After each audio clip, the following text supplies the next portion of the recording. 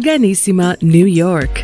Your exotic skin, hair, and beauty source, and your one-stop shop for all your natural and organic skin and hair care, featuring authentic organic Moroccan oil and prickly pear seed oil and much more. Bringing you only the best, straight from the source and proudly produced in the USA.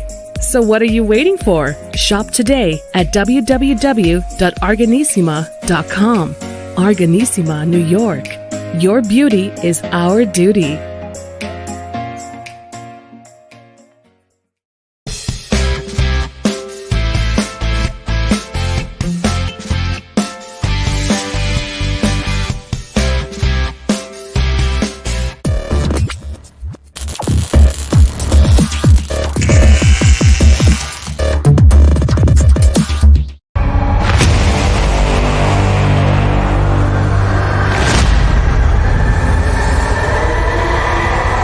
Folks, welcome back to the Sales World Channel, iHealth Radio with your host, Hurricane H. New day, new show, new topic. Different angle, as when I say Sales World Channel, Sales Channel, we always have a different angle, and it's a business angle, but it's beyond the obvious. This is something going to be a little bit of a unique twist of business development and, doing things that can benefit you as a business. If you're a business owner, this is your show. If you're a consumer, this could be also your show. It's always good about learning things. But with me, I have a founder of a company who specializes on something specific that we're going to discuss today. And, so it's IMPACTANNEX. And the CEO here with us is Reynaldo Santana, or Ray.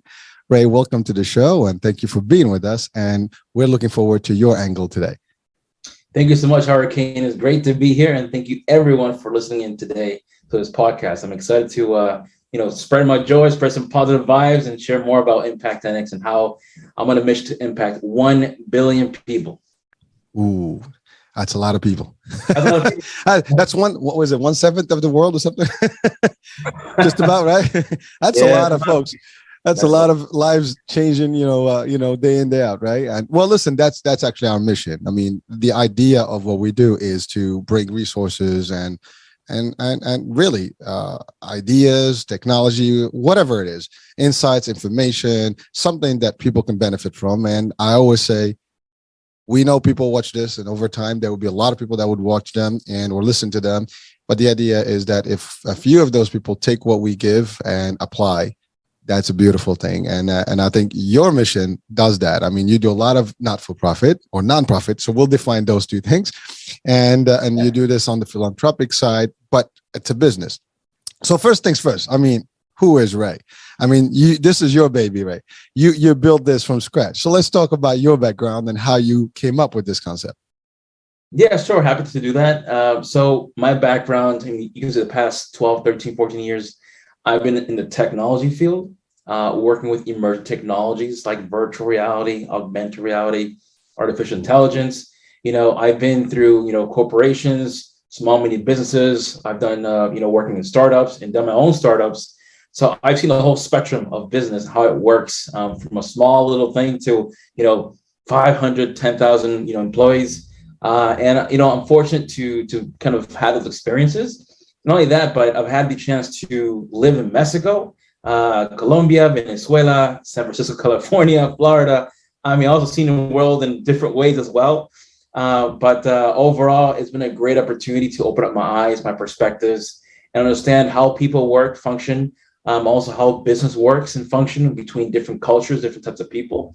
But overall, I can say that this organization, IMPACTANNEX, was born right in the midst of the pandemic era of 2020. I was working for a tech company called V Engineers, and I was head of business development for North America. And this company, they used to sell, they still sell virtual reality glasses that, worth $10,000 per piece.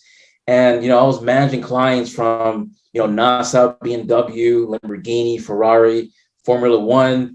I had all the military branches under my belt as well, managing a budget of 30 million, working on these kind of super devices that, make virtual environments really come to life and allow people to, have these training simulations to upskill and also to learn 3 times faster than traditional methods.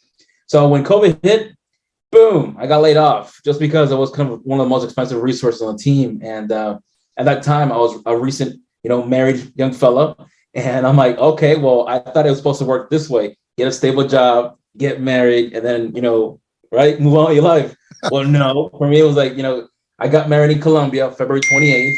Then the next day, I came back to Boston to work. They closed the border that week. I didn't see my wife for 7 months, right? And then in April, I lost my job. And I'm like, all right, well, here we go. This sucks. And like anyone else out there, I mean, some of us lost a job, some of us didn't. We're thankful for that. But I was one of the folks that I lost my job. And, I was fortunate that I had enough savings where I told myself, you know what, I have to do something with my life. I started applying for new jobs, and hey, no one was hiring, or they had, they frozen the budgets for that year just because of COVID. And, at this point in my lifetime, because I've traveled a lot, taken a lot of risks, my mind at a, age of 30, I was very, very mature and very confident about my abilities and myself. And that's when I decided to go into real estate, right? Which has nothing to do with IMPACTANNEX, but it was real estate. So I started reading books, got myself a coach, went to MIT and Harvard to do their online real estate investments certifications, got myself, their opportunity to network with those type of alumni. And I started my own company called Santana Capital Group, where there I was doing prop tech technologies consulting, which is basically taking technology and mixing it in real estate and making things much more efficient for investors, for landlords, for property managers, etc. And I was doing some wholesaling, some flipping, and I made money very quickly. I'm like, wow, this is awesome. $12,000 in 2 weeks. I'm like, I like this. This is great. So I kept doing that, and I got bored pretty quick. Because I'm someone, if you get to know my history, I like to work on big, impactful things that impact a lot of people. And for me, the traditional route of flipping or wholesaling or selling a house, for me, I mean, it wasn't that exciting. So I started doing some research, and I got into 3D printing. Now, for those folks who are listening, we've heard maybe of 3D printing, a cup or a plate or something pretty small, right? Small little printers. But if you didn't know, today you can print actually a house, which is pretty amazing.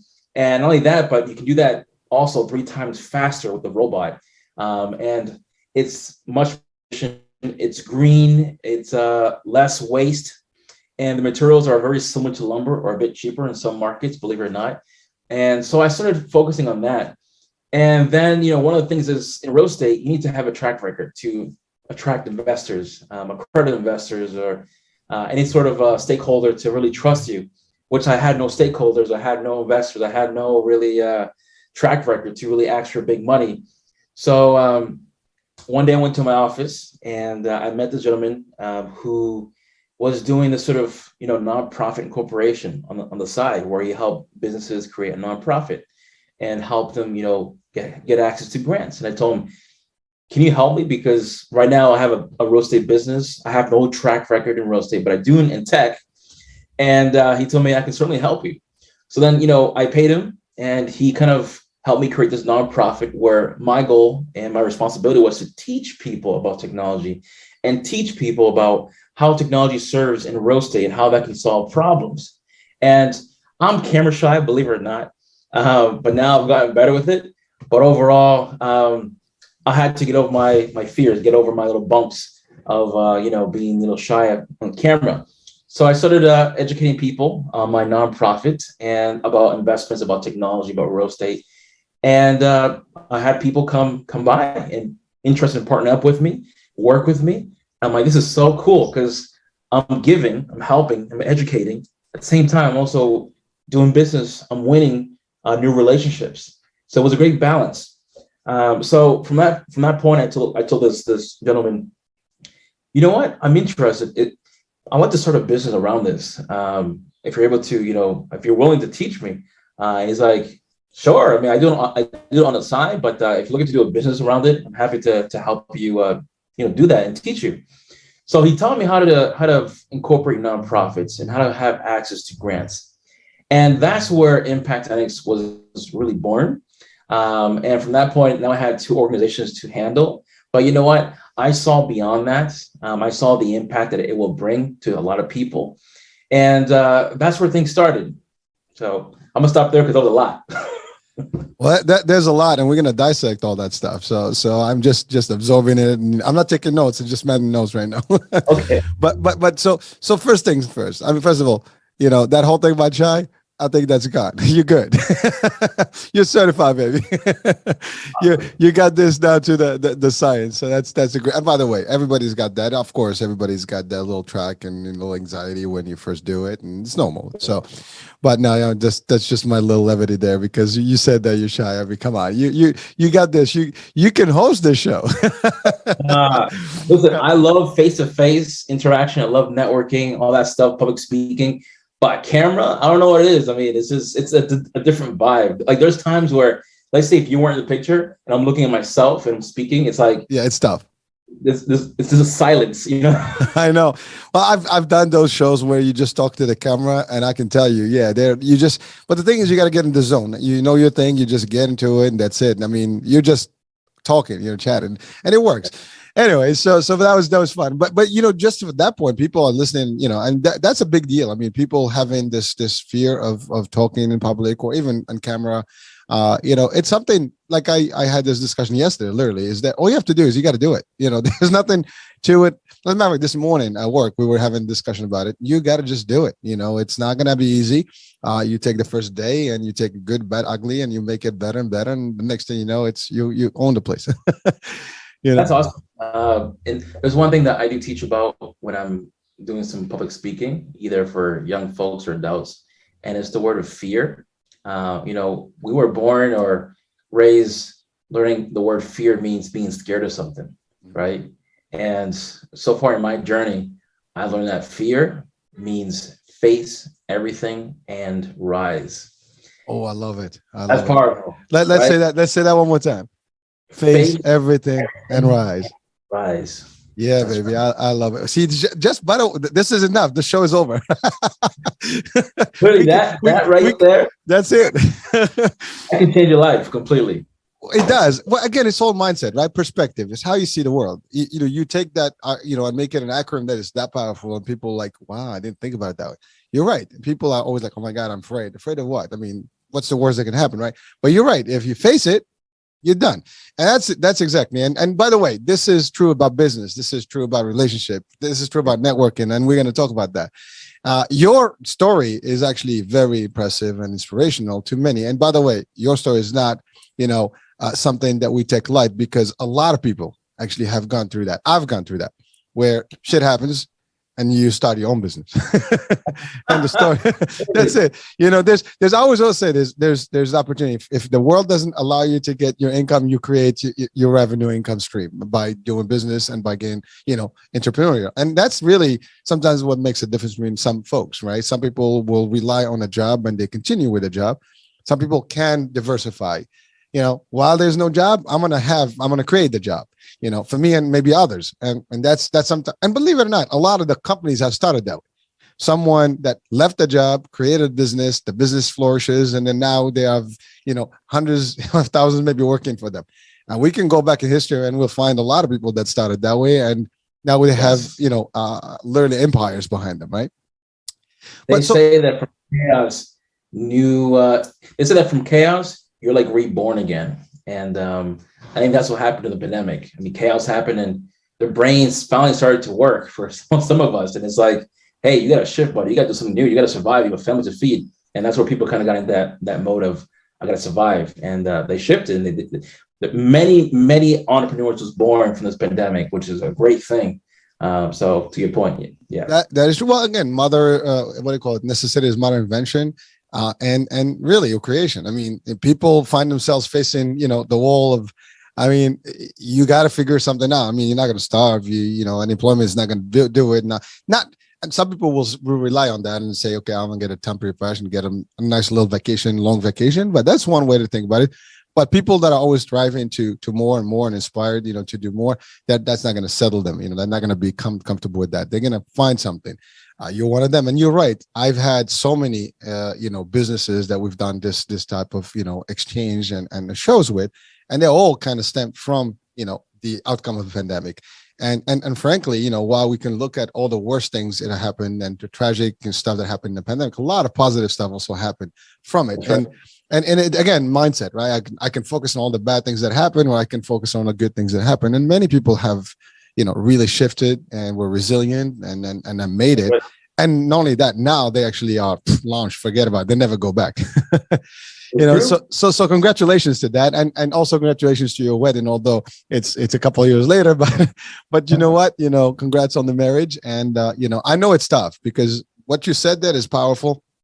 Many people would probably, life is always peachy and then something happens. And when it rains, it pours, as they say. It all happens in one time. And just like when you think everything is working your way, and like, oops, you get all these test runs and, the nice little swings at you and, from all over, but those are hurdles. And that's how you determine whether you're going to survive or not. You can't just give up and say, oh my God, the world ends me. I always say that life is like a golf ball, where a golf ball without dimples can't go as far as a golf ball with dimples. So if you keep getting hit by life, it's because God has bigger plans for you to go farther in life. So I love that. I love that. But also you said something important, is that you've lived around the world, you've experienced the world differently. And that also makes a difference. A lot of people who have experienced different will tend to survive in hostile environments and dangerous situations and the worst scenarios. And people that live in a comfort and they only know one way, they might not be able to adjust and adapt easily as others.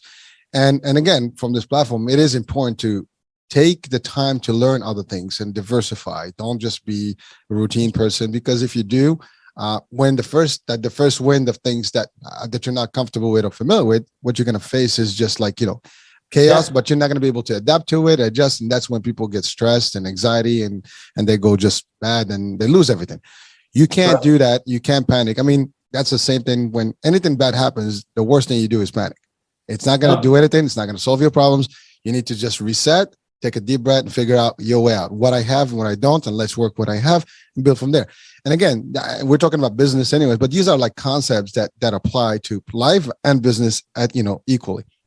That's right. I tell folks at least take one day a week and learn something new, even if it's 5, 10, 15 minutes, because I know that some of us are all busy and interrupted in our days. But if we take at least 15 minutes once a week to read or to learn something new, that's really powerful, just to develop that discipline, but to learn something new additionally, so that if anything happens, you got your plan B and your plan C, right? That you're good at. I love what you said again, plan B and plan C. You cannot live life with one plan. There's got to be, the backup plan, the backup of the backup plan, contingencies left and right. And, there's always one thing. And I applied the rule of different eggs in different baskets, at all times. There's always 5 things happening with my life. I mean, talking about business, I've started 5 in 5 years and they're all running at the same time and I still work, Same here. Yeah. Same here. The idea is, you don't know which one's going to give and become, the solution for the rest of your life or your life, achievement. But at the end of the day, it's your backup plan for backup plan within another backup plan. And that's it.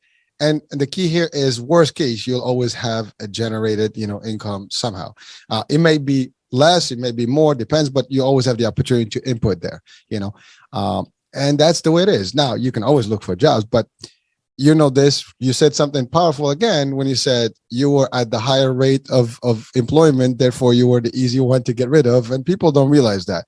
The higher you go and the more money you make, chances are that's where the fat is, as they call it. And they want to turn the fat, you're out. Those some of the positions that first go. I mean, it depends on the hierarchy where you sit, but that's usually a big deal. And those are the jobs that are harder to find, because the higher you go in the hierarchies, the roles are limited, especially in industries like yours. It's tough. True.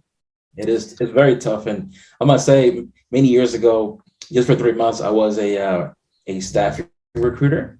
And let me tell you, man, I've just listening to people cry on the phone. They're in their early 50s or 60s and they have a full family and they lost their job. And they're crying on the phone for help. And you have your hands tied behind your back. You really can't do a lot for them. And that's just my own personal experience. But just think about the hundreds of thousands of people out there in the same situation. And it's unfortunate. So I'm trying my best to kind of help those folks as well, because I get it. every situation is different. And sometimes you're tied behind your back, right? So that's what I'm after. No, well, listen, whatever you're doing now is going to help, and we're going to talk more about that. But again, I'm dissecting a little bit some of the stuff you mentioned. You also talked about something interesting, augmented reality. You talked about AI. You talked about the virtual worlds. Virtual is the next world. I mean, that's where we're going to be going. And actually, we're already there. I mean, you can make your own virtual reality, in business. You can actually have your meta world right now. They do have them in different, fields. I mean, obviously Meta, the Facebook guys, are building all that stuff, and you and I, we can literally be in a virtual space right now instead of being on Zoom and having this discussion, having coffee without avatars. I mean, that's really how it's going to look, as you do it. We just have to pop in. If anyone has experienced them, I mean, it's so real. It's not even funny. And yours, the way you worked it is, this is not, there's the amateur version, and there's the one that used by high-tech companies, military, governments, and stuff. That's the next level stuff, and that stuff is not available to most of us, until a decade or two later. So remember, military is always ahead. And those things don't show up until these guys can see things closer than you can think and imagine, and that's how it is. That's how you stay ahead of the game in a world that is very competitive. But that's the world that we live in. So your world, I mean, you're designing, virtual worlds, but they're based on reality and things, and they're so realistic. I've experienced some of them myself. As a matter of fact, I've been looking into the meta and the virtual stuff, and like maybe even getting some real estate. And talking about real estate, there's real estate that you can invest in those things. There's a lot of ways, and that's the future, and most people are not even caught up with it, or maybe they're just reluctant to live there. Ultimately, we want to live in the real world, right? That's one thing. But people right now, the closest to it is you have a group on Facebook or chat or WhatsApp, and people, get involved, and everybody's live. Well, that's exactly what Meta. It's more realistic. It's more like, closer to the reality. I mean, you're living, it's like a fake world. I mean, you just experience it through your senses and visual, and it's so close to reality, it's not even funny. And if you add a little bit of, what I call the AD dimensional stuff, which you add the senses, the smell, and whatever, and you can get there. That's it. You're like, what the hell? Am I alive or am I dead? No, I'm a big fan of VR and AR. I mean, I've been around that since 2016, and I called in terms of this is coming very soon. And all my friends like, bro, you keep talking about the future, but you should be focused on today, and and focus and have a job, a career, or something. I'm like, this is the future, I'm telling you. And no one listened to me until pandemic came. Whew, I got a flood of calls, by the way, came in about for consult. I mean, I survive on consulting, and also giving people information on what to buy, what to install, how to do X, Y, Z, because we were all home, right? And we had to work, go to school. So it's just quite interesting how things happen, Well, let's talk about that. You said something about the future is now, and that's actually real. I mean, you didn't say it exactly that, but that's what you said. I mean, it's here, it's not that far in the future. It's already here, and it's here, and it's been here. It's not even here. It's been here. We just haven't, been adapted to it as much as we are getting used to it now. People think VR is new, but it's been around for like 50, 60 years, It has. Everything, I mean, technology has been, but the pace of it is moving fast. I mean, everything is moving so quick. It's not even funny. So to your point, what would take 10 years before is taking a year or less, and you're like quickly moving. I mean, Meta was announced less than 6 months ago, 7 months ago, and they already are live. You can experience some of that already. I mean, there is investments, there's properties, there's things you can do in that world already. It's amazing. But also, that's vision. Something like you said, people say you should be working at a job, whatever. If you do see what the vision is, in the future, you should be part of it now. I mean, that's the other thing. You don't want to be too late. And many of us, sometimes we wait, I'm going to figure it out. And by the time you figure it out, it's like, damn, where was I? Everybody got ahead of this. I mean, as simple as the apps that we have, or the social media things. They keep changing them, and people adapting quickly. I mean, Facebook was there, LinkedIn, and now you have like hundreds of those things. There's MeWe or whatever. It's moving fast. It's not even funny. I remember when blockchain or Bitcoin came out, and I used to buy the Bitcoin machine. Like, what is this? I'm like, I just ignored it. But if I would have been more, curious, but like, let me Google search that and read more about it, and then buy Bitcoins, I would have been in a different position right now too. The two of us, dude, if we did, when it was where people, it was a hype, he would have bought it for nothing, and he would have cashed in at the high peak where it was like $60,000 a pop. Yeah. I mean, you can be, in the billions, not the millions. I mean, some people did invest some real nice dollars in there, and when I say there, it didn't have to be like, a lot of thousands. It's just a few thousands, but that gives you a lot of thousands of shares, and then we multiply it by 60,000 a pop. Forget about it. It's like, you don't have to worry about finances anymore. Let's just you and your next generation. But I mean, obviously now it dropped, and there's a lot more of those Bitcoin or like cryptocurrency. But that's again a world in its own, and now you have NFTs. That's the new thing. Meta is the new thing. So again, technology is something that you have to adapt to. Telehealth was almost not very exciting before the pandemic, but it was out there. Zoom is not new. Zoom was before the pandemic, and people hardly used it as much. As soon as this happened, boom, Zoom became it. So I don't want to dissipate from the topic of today, but that's your background, right? That was your journey, and you went through all this stuff, but then you had found yourself. I mean, the pandemic is only 2 years old, or a little over 2 years. But in those 2 years, you've done so much. First of all, you've done your consulting to keep you going. And by the way, we all do when something happens. And that's, again, for people that you're watching. I don't care where you are in the world or listening. Whatever you're good at, you can consult. And there are, you can be on Upwork, you can be on Fiverr, you can be in other places, and you can still freelance and do things. Or you can just, find accounts and work with people. And if they know that you're an expert, they're going to need you.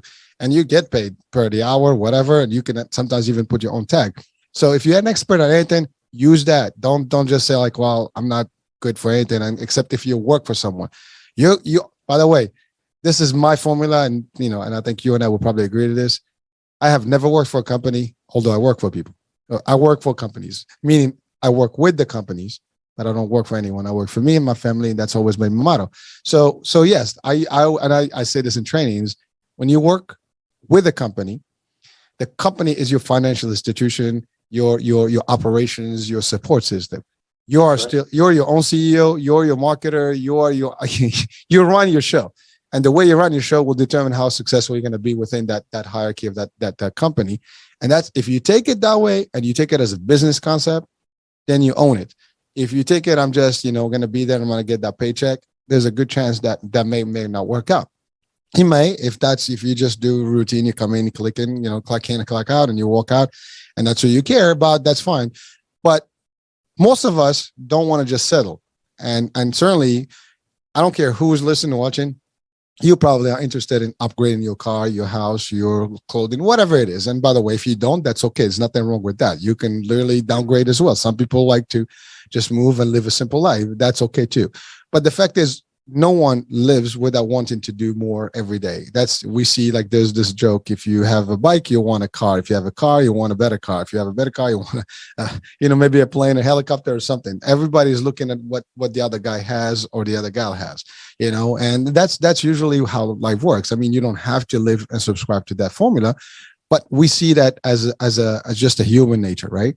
But if you do that, then you also have to work towards those goals. And you said it. You set a goal, you went for it, and you make it happen. You saw opportunity, right? You saw opportunity.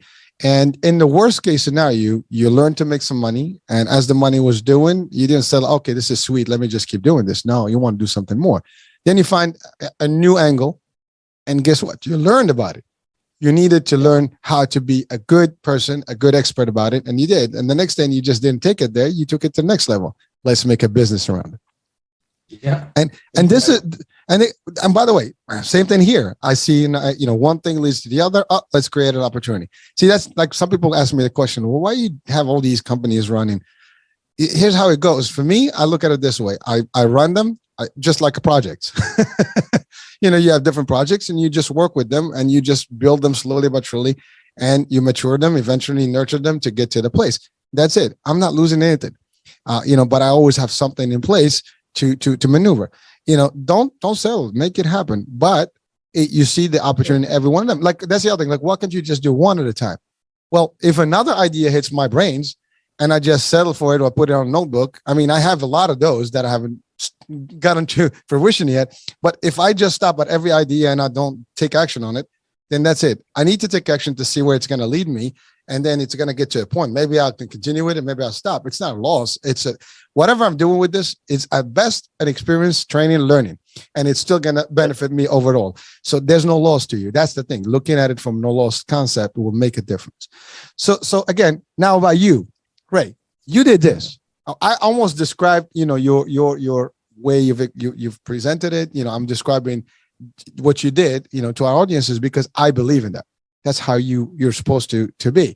And by the way, we're not forcing this ideology on anyone, but if you went to school, they're going to teach you the basics. This is beyond the basics. This is actually a real world affair, because at school, they teach you the theory and what could work and how it does. Maybe they'll teach you. And by the way, I'm not eliminating or taking down any value from school and what they teach. But typically what you learn in school and what you see in the real world can be a little bit of a different level, or maybe a big level of difference, because in real life applications, everything is different. You get the basis, the foundation. But once you go out to the real world, like, damn, I don't know how to operate this. Well, that's not something you learn in school. You might have learned the basic things, how to communicate, the writing skills, the apps that you use. I don't know, maybe Excel, Word, some of the things that get you the work, PowerPoint to present, whatever. But those are the basic. They teach you basic accounting, whatever. Even at the highest level of education, you still learn things. But in the real world, the applications can be different. And business is very volatile. I mean, and very malleable. There's so many ways and angles. And there's so many schools of thoughts too. That's the other thing. There's no one way to run businesses. And there's leadership and this, that, the other. So vision, mission, going after your goal, putting a plan together, putting a secondary plan together. What happens if you fail? And that's the thing. You have to factor in all the things, and you factor in that you can still go at a loss. But the idea is that you're going to keep up and make it happen. So you did that, and you learned a new trick, a trick that can help, somewhere the number you said, 1 billion of people. And we're going to talk about how you anticipate to do that. But then the concept of, I guess, the company started. Correct. And it started with creating those opportunities for grant. Now, you said you talked to this dude and he explained to you how you can make money or get grants, through creating not-for-profits. Correct. Yeah. So let's dissect that. Like, how does that work specifically? Yeah. So basically, first of all, when we think about a nonprofit, first thing comes to mind is, people looking for money or asking for money, or they're not profitable. Or it's just for those people who only care about impact, don't care about money or nothing else. They're just peacemakers. And I think people are wrong, and they shouldn't overlook nonprofits. Shame on you, and shame on me too, because I was one of those folks too. But this opened up my eyes and my perspectives. And if anyone today would to Google celebrities that have nonprofits or politicians have nonprofit, you can be surprised how many of your favorite actors, actresses have a nonprofit, and they're very smart. So there's a lot of tax incentives when it comes to having your own nonprofit, ways to give back, ways to become a philanthropist. So that's where, for me, it was I began to learn more about nonprofit and how it works when I went through my own experiences. And I thought I wasn't going to like teaching people about, what I know the most. But, after the camera shy kind of went out the window in some ways, I started enjoying it. And when people kind of hit me up via phone or Zoom or something, I felt great and happy and kind of fulfilling when I had a chance to help people with information that I knew. And basically, the whole thing is, and this is my perspective, working in startups, small, medium businesses, and corporate, and going through business school, we're all taught to, ABC, always be closing, or sell, no matter what, right? Close the deals.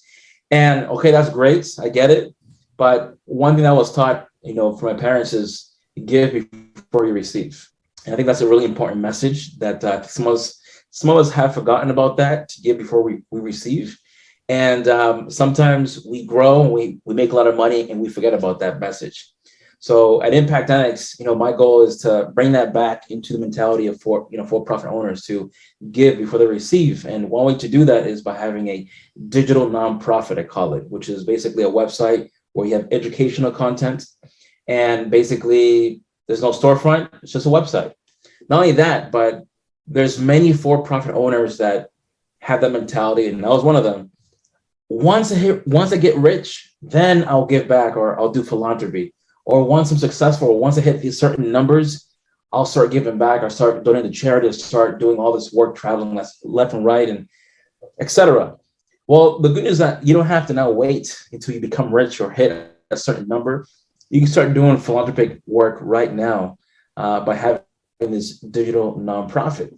And the way that works, Hurricane, is basically whatever your business is, we incorporate a nonprofit right next to it that aligns with it. So what does that mean is that, let's say I'm in real estate, right? That's my for-profit business. Well, my nonprofit is going to be about real estate as well, but teaching people maybe how to invest, teaching people what's the difference between wholesaling and flipping, right? It's providing educational content via different, marketing channels like a webinar, a presentation, a workshop, a course. It can be also a podcast. It can be ebooks or even blogs, right?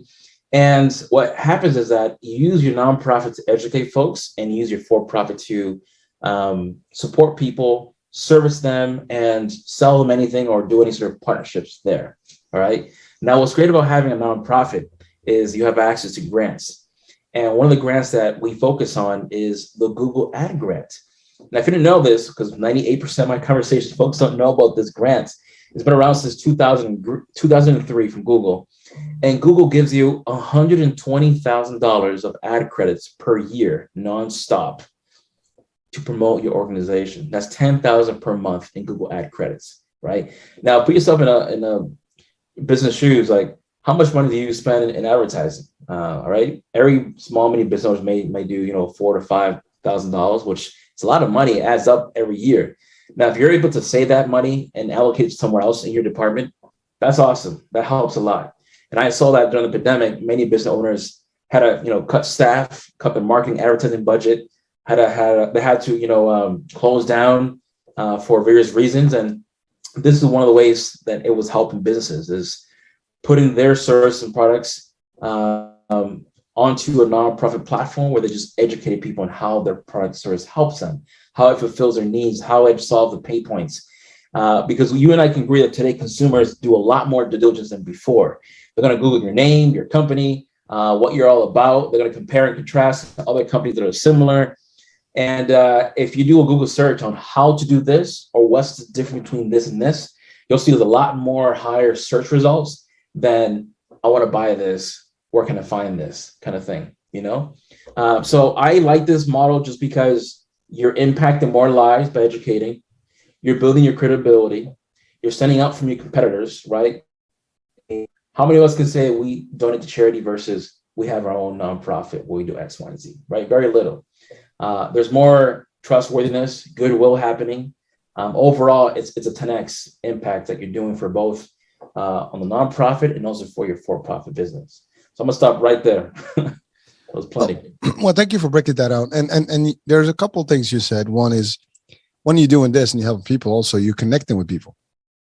And again, that's the power of networking. Now, this person that you've talked to, they were doing that and you connected with them. And before you know it, now you're doing this, and and that's the thing with networking. You meet one person, I meet you today, you introduce the idea, we talk, and the next thing we know, we have a connection with a third party, and that thing keeps going. And before you know it, you have a whole network of folks that are working, and it's just how it happens. But if you did not present this, nobody would know about it. If we don't, talk about it and maybe share with other people, that's not going to happen.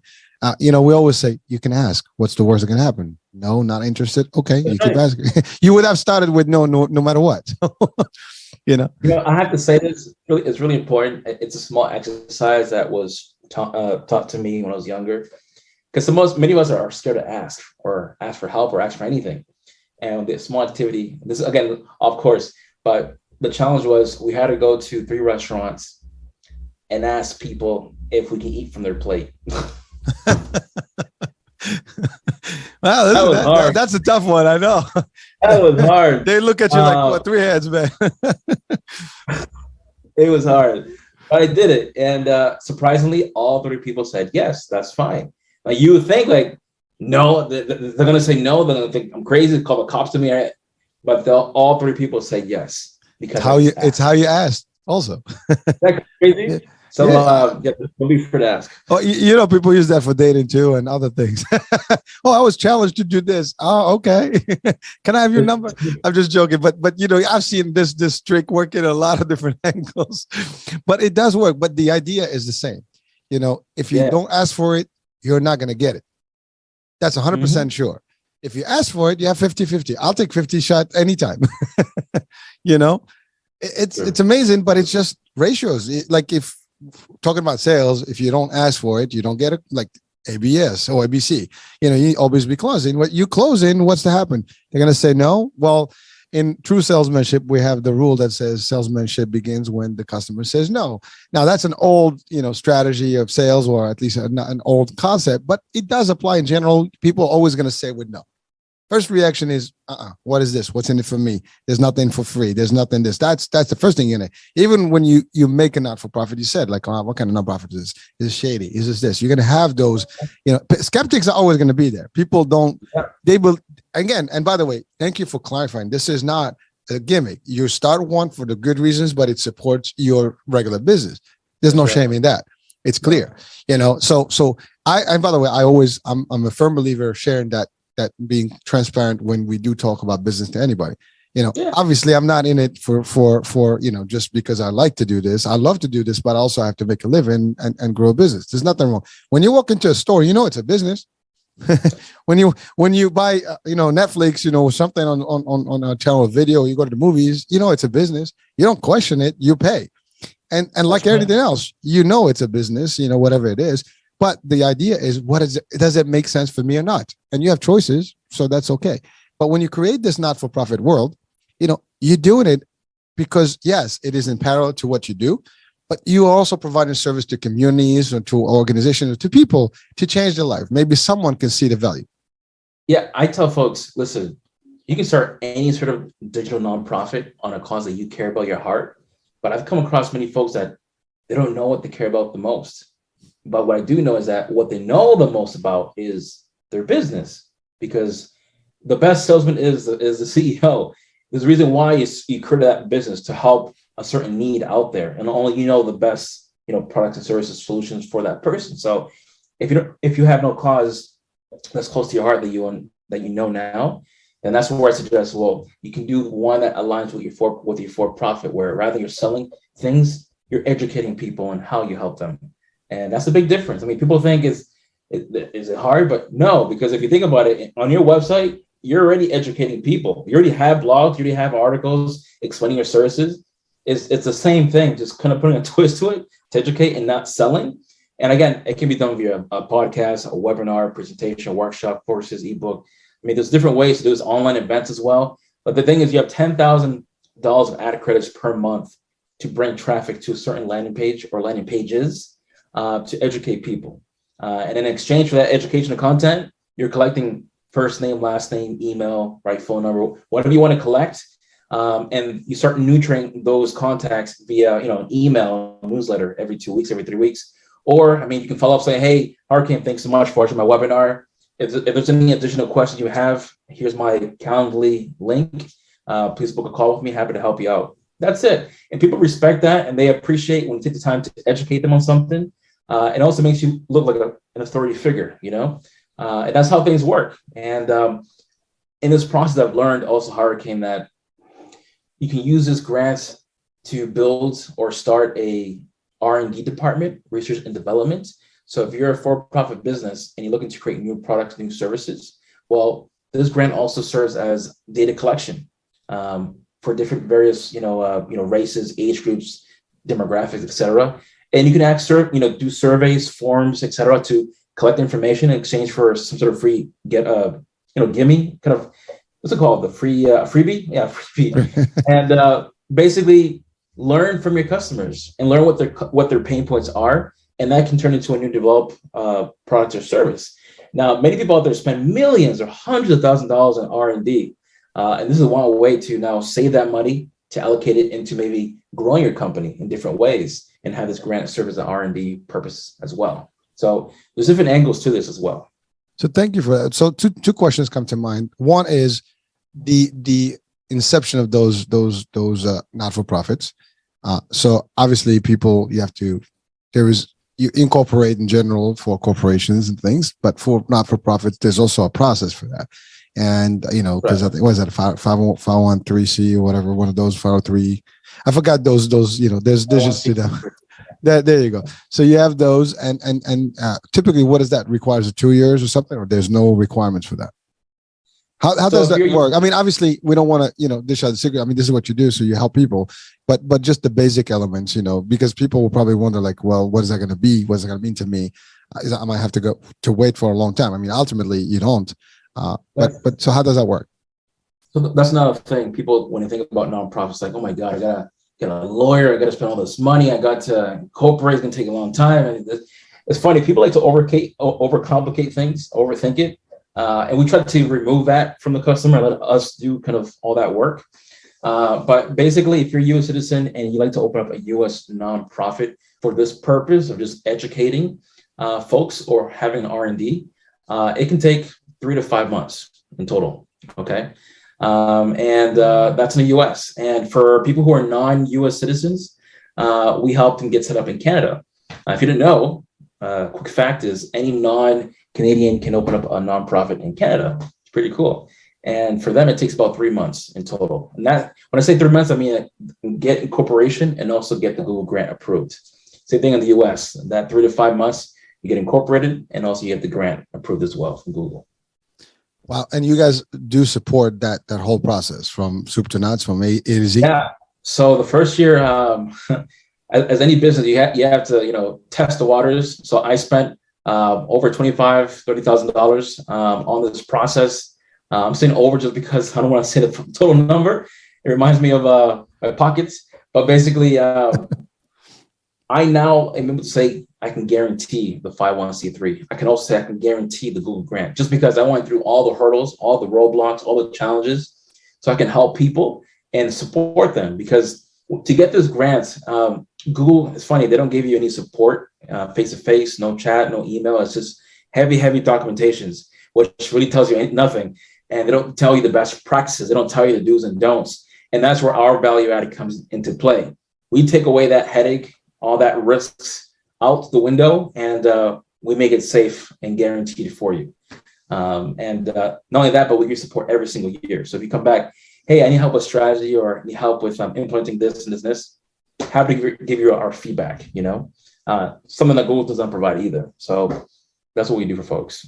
So thank you. And now ultimately the next question is, what is it going to cost me to get started with this, right? I mean, that's the big, like everything else, like, well, what's the number? How much is it going to cost? I mean, I guarantee you, as we were talking about this, well, what's the catch? Where's that, what's the dollar amount? Yeah. Let me know. We all, like when you go to buy a car, like you don't care about the cars, like what is it, how much is it going to cost me, right? You want to buy something like, and they pitch you something like, what's the bottom line? And just to ease mind, sometimes it's important to just make sure that they understand what the expectations are. And of course, it may vary, depends on the case, I guess, or whatever. But if you're going to do it outside of the States versus in Canada versus here. By the way, when you said non-citizens, does that mean anybody around the world they can incorporate in Canada, or just? That's correct. Anybody around the world can incorporate in Canada. And we have some U.S. citizens that want to incorporate in Canada, because it comes down to the client himself. I mean, if you're looking to just get the grant very quickly, get your nonprofit and start educating, then go to Canada. It takes 3 months, boom, you're all set.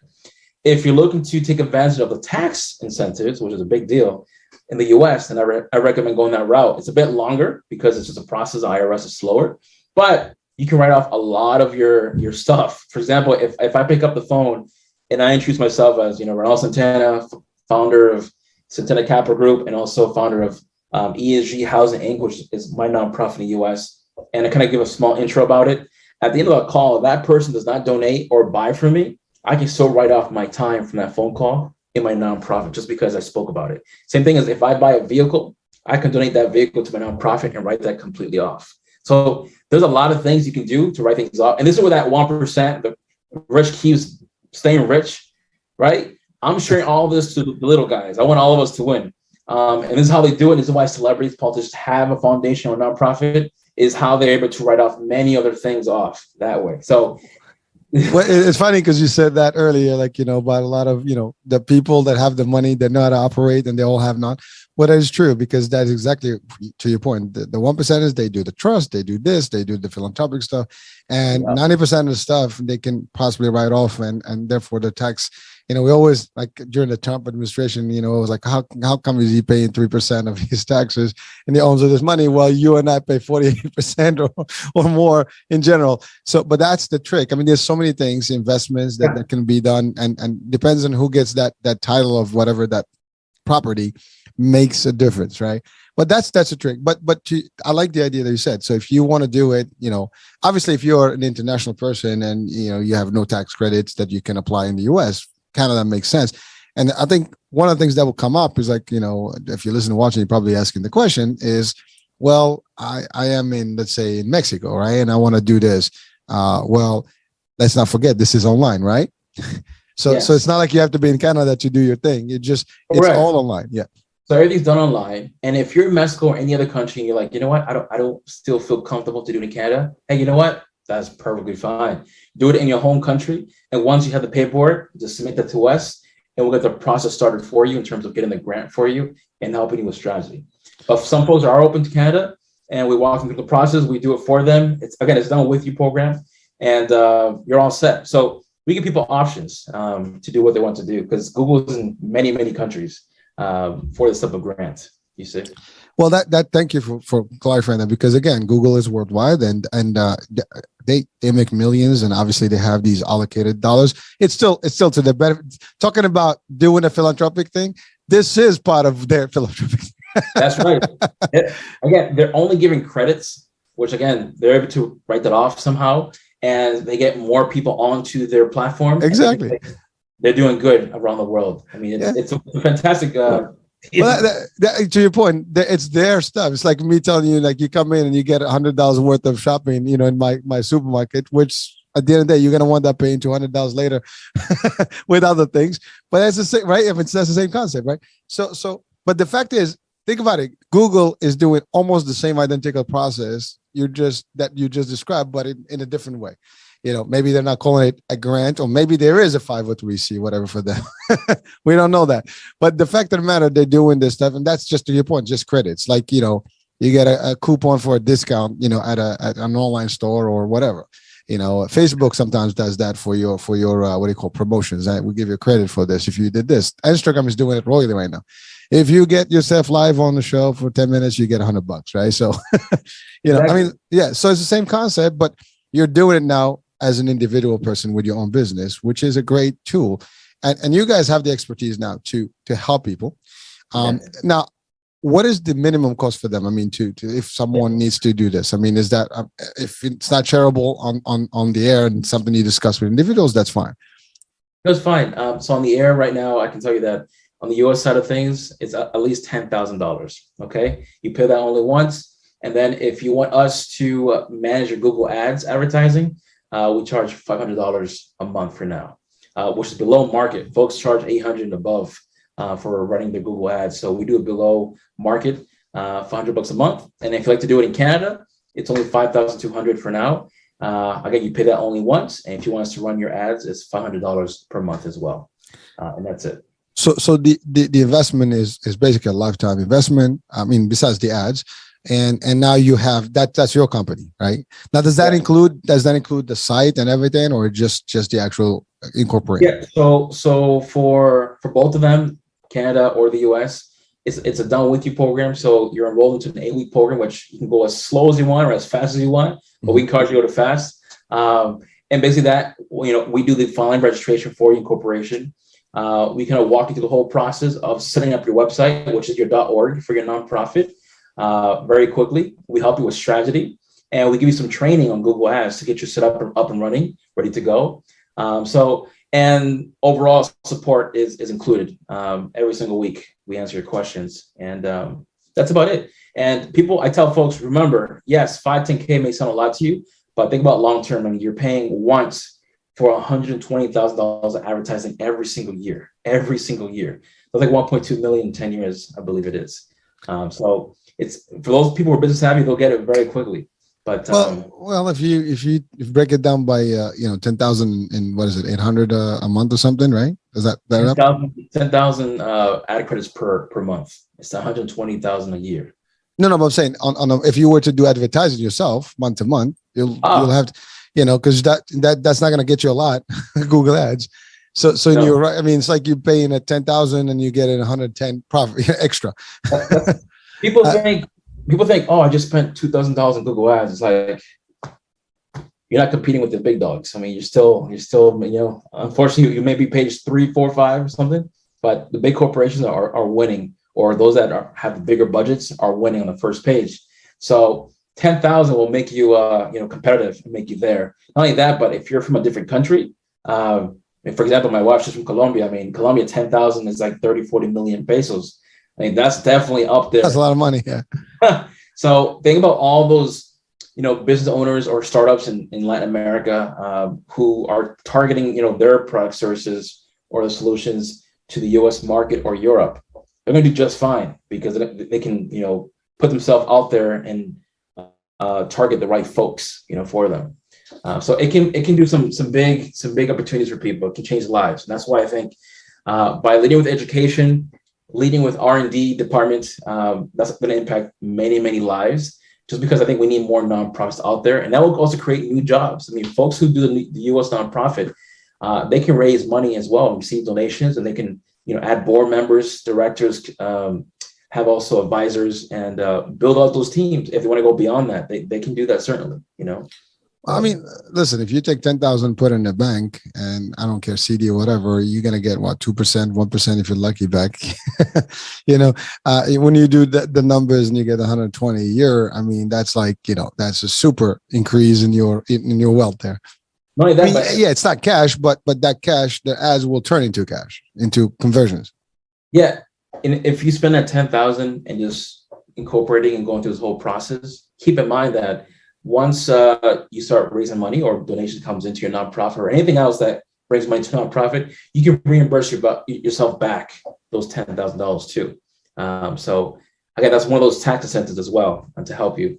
But people have to understand that we're becoming more and more digital and digital blueprint for your business, for nonprofit, for profit. It's coming. I mean, it's not coming; it's already here. Not only that, but I think this is also the next step to getting ready for the metaverse, because I can tell you now, people are able to shop inside of VR right now. And I call it also 5 years ago. I'm like, one day you put your glasses on and you can buy pizza, you can buy certain things, and it'll be delivered to your home and stuff like that. That's already happening. And it's already being developed. It is. They have virtual gym. They have legal law firms with virtual now. Forget about it. Yeah. Sorry, I didn't mean to cut you back. Go ahead. No, that's okay. But everything change doesn't come overnight, but it happens like this, right? It progresses. So what I'm speaking about is prepping you also for what's coming down the road as well, and more people consumers are becoming much more independent, more empowerment. They want to do their own research. They want to be told, buy this. All right, I'll buy it, but let me do my own research first, and the person who has the most content, the most educational content, improves it and shows a face is going to win versus just reading from an article, That's it. That's what I think. And well, thank you. So a couple of things. One, you mentioned something about, obviously this is not for profit and it's online, but you talked about like if you're going to do donations, you can hire people, you can have a board members and things like that. Something that can come up with people asking the question is that, well, not for profit means you are being scrutinized, right? Because, you have certain, rules and regulations you have to follow when you have that. Now this is digital. Does that apply equally as if you were just maybe a community organization, or this is totally different in terms of the approach and also the grant writing? By the way, I think the grant's not only in Google, because if you're not for profit, you can do other grants. That's right. You can do other grants as well. Mm-hmm. So number one is if you keep it only digital, that means no storefront. That means the purpose only is to get the grant, nothing else. Then breeze, very, very easy, no complications.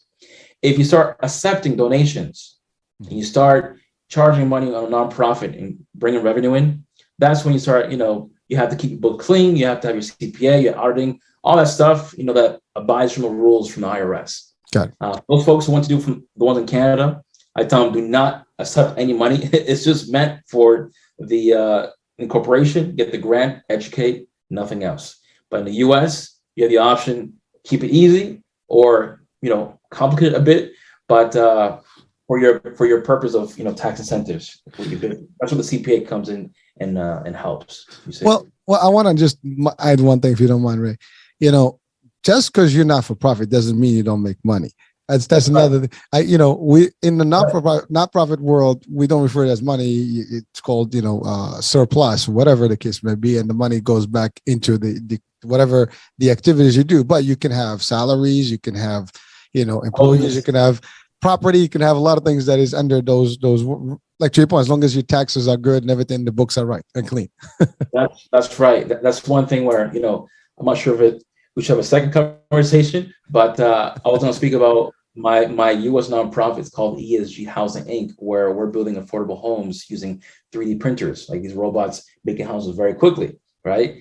And the idea is to create all these, apartment complexes as communities, and IMPACTANNEX would sponsor the tenants to have their own digital nonprofit, so they can teach about what they love or what they know mostly about, so they can create passive income themselves, rather than relying on the government or relying on applying for jobs. This way, again, through the nonprofit, as you start receiving this lead gen from the grants and people listen to your story or your presentation, and they create passive income, they can pay themselves a salary, right, for operating activities. And from that point, now they're empowered. Now they're making their own money. Now they're making impact, and now they can survive and they can live and be happy, right?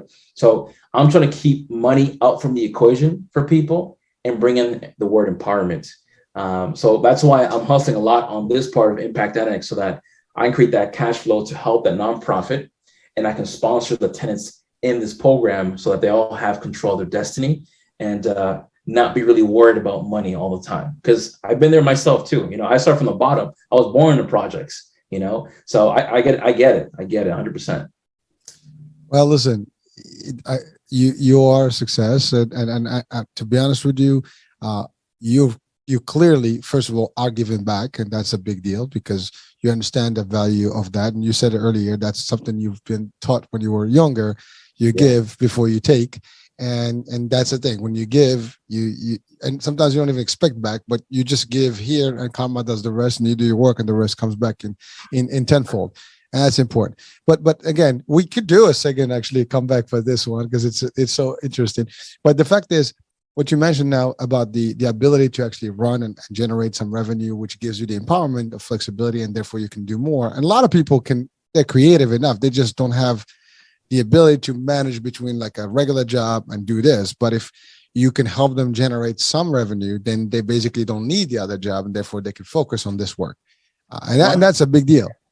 My goal is to create autopilot machines for people where they don't have to every single day do something new. They can just record a video, have the right audience, use that grant to find those audience, bring those audience to your webinar or your workshop presentation where they watch something, do something, and it just filters and brings them to, book a time on your calendar, where that's where your job is to, answer the questions, support them. And if they want to buy from you, then they can, and that's where you service them.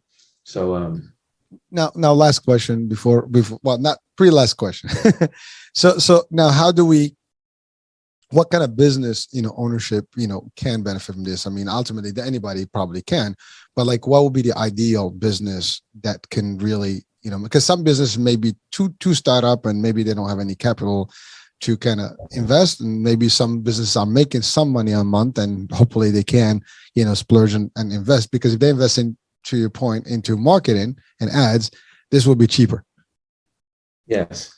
So number one is, if your customers are in Google, like they're searching for you, then this is great for you. Part of this grant, the eligibility is you have to have a 501c3 in the US or something similar in other countries. You cannot be a hospital or a school because Google has their own program for that. Number three is you have to be targeting people that's statewide, region-wide, nationwide, or country. It's not really meant for your own local community. For that, I just recommend to do SEO, search engine optimization. So that's really important. And let's see, number four is in terms of, well, first of all, we have financing. If that's an option for people if they want to do that. But if you're a startup I think it's important to, and this is where the R&D comes into place for startups. One thing I learned from my own startups in the past is you have to understand and learn how to validate your idea, because many folks, they raise all this money, the pitch decks, they have everything ready to go, but at the end of the day they fail because it wasn't really a need in the market. And that sucks. And 97% of people fail for that reason in startups, because they don't know their audience, they don't know their need. Is there enough big need out there for this product service? So have your own R&D department where you kind of do a lot of surveys, you ask questions, you give freebies away, and you get all that data and you analyze it. Will tell you if what you're about to create is worth it and it's needed right now. If not, then now you have to shut down and start again or shift. So that's one thing good for startups. If you already have a customer base and you're looking to expand and you already have content, then yeah, it's great for you, because then you can just blast it everywhere, or not everywhere, but wherever you want to blast it, and have some sort of funnel that's organized so that you can qualify people, so that when people speak to you, you know exactly that they're already qualified, they listened, they read your FAQs, and they just want you to take their order, basically. So hopefully that answered your question, unless it actually did more. You gave a couple of things, and one of them being that you also, like you mentioned about financing. That's a big deal sometimes. I mean, yeah, I mean, if you pay, I don't know how much a month, whatever, but or how long, but whatever it is, the cost will be justified because you'll have that money almost immediately, and then you're ahead of the game. So, and to your point, you can pay back a lot of that stuff. So, right. So it's, and I'm assuming there's no prepaid penalty. So if those finances are paid up, and so there's that. So again, I'm just trying to paraphrase what you said. So, but so now the last question is really, how can we get people to reach out to you? I mean, ultimately, you have your website, and people can reach out there to apply, yeah. or they can also go and just learn more on your site. Yeah, they can go into my website, IMPACTANNEX, ANNEX.org, or they can go to my LinkedIn, Reynaldo A. Santana. Well, I have a picture with Steve Wozniak, co-founder of Apple, if that helps. Two chubby guys together. But I'm on Facebook as well. So either of those channels can will lead you back to me, and I'm happy to have a 15-20-minute call and to understand your situation and how we can help build that philanthropic side to your business. Perfect. Well, there you have it. I mean, we've just barely exceeded the hour, so we try to keep it crunched, and we've covered a lot of grounds, and this powerful stuff, different, and definitely a resource to people, and an eye opener for many that don't know the world of not-for-profit or nonprofit and all the benefits that come with it. Yes, I mean, the work to get started obviously takes money, and like everything else, but the way it appears to be, at least from your presentation, my gut feeling is that this is something that it's a win-win. There's no loss. To your point, it's one time, you're set, and your not-for-profit is yours for life. I mean, until you close it if you wanted to, which means now. But I don't recommend it close. For a business owner, I'll tell you why. It's because the day that you're ready to exit your business, think about the increase of valuation now your business is worth. You have a business that has a nonprofit that has a guaranteed permanent grant for lead generation, and you're doing social good. That whole package together, it increases your valuation, which means you get more for your dollar. There you go. So that was a good thing. I asked that part. All right. Well, Ray, listen, thank you so much. And folks, I hope this was a very interesting and very powerful resource, podcast and show, and a lot of validated, information. And listen, Ray is doing it and he's helping people. So, hey, why don't you reach out? It doesn't cost anything, right? To reach out and get information, see if this is worth it for you. And I'm sure you have all your tricks in how to work, with everybody according to their needs and timeframes, and make it work. And the option between Canada and this and whatever. But it looks like, if you really want to get out there and promote your business and do this is a good way to do it. And long-term investment, but definitely worth the investment, and a very, very good investment, I would say. So does this work for people that have already an existing not-for-profit? Yes, it does, Hurricane. It's actually a lot easier for existing nonprofits, just because they're already existing. They already have a 501c3, which is one of the requirements that Google asks for. So by just having that status, it's just applying for the grant and getting accepted. That's it. Well, thank you for that. That's great. So, any last words, of wisdom to share with our folks here? Yeah.